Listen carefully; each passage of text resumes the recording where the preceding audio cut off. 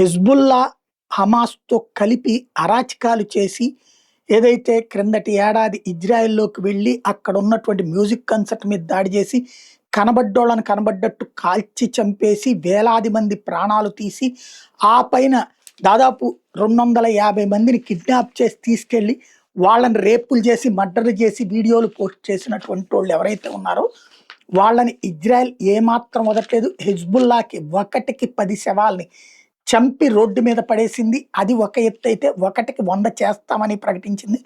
మరొక వైపు ఆ రోజున ఆడపిల్లల మీద అరాచకాలు చేసి వీడియోలు పోస్ట్ చేసిన ప్రతి ఒక్కడిని వెంటాడుతోంది, వేటాడుతోంది. అలాంటి రాక్షసులు ఏం చేశారంటే తర్వాత విషయం అర్థం చేసుకున్నాక, వాళ్ళనెవడు కాపాడలేడని అర్థం చేసుకున్నాక, వేరే వేరే ప్రదేశాలకు వెళ్ళిపోయి మామూలు పని చేసుకునేవాళ్ళుగా కార్పెంటర్ గానో, ఎలక్ట్రీషియన్ గానో, మెకానిక్ గానో, డ్రైవర్ గానో ఉద్యోగాలు చేస్తూ తమ అరాచకాలకి కప్పిపుచ్చుకునే ప్రయత్నం చేస్తుంటే, ఇజ్రాయెల్ తమకున్నటువంటి టోటల్ టెక్నాలజీ వాడింది. మొసాద్ పూర్తి స్థాయిలో పనిచేస్తోంది.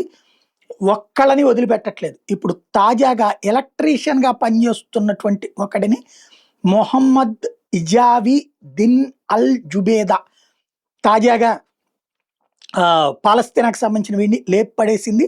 వీడు టోటల్‌గా ఒక ఇజ్రాయెలీ ఫ్యామిలీని అక్టోబర్ 7వ తారీఖున చంపేశాడు. ఇజ్రాయెల్ డిఫెన్స్ ఫోర్సెస్ వాడిని గాజా స్ట్రిప్‌లో పట్టుకుని ప్రాణాలు తీసినాయి.